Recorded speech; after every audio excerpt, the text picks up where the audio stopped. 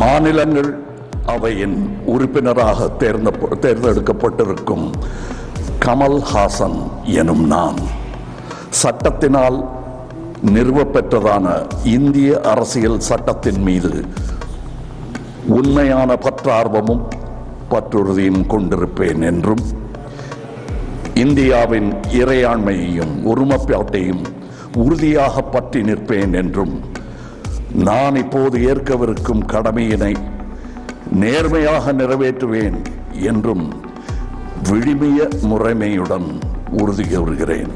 வணக்கம்.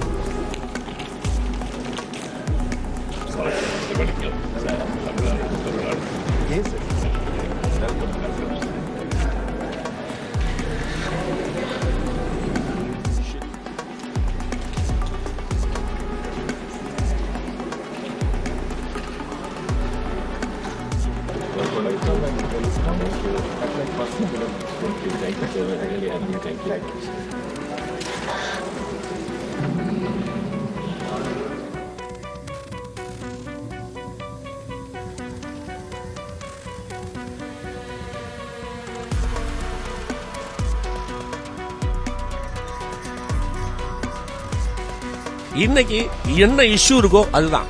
சென்டிஸ்டருடைய சிறப்பே என்னன்னா, எது தேவையோ அதை பேசும். மக்கள் நலனுக்கு எது வேணுமோ அதுக்கு தன்னையே தளர்த்திக்கும்.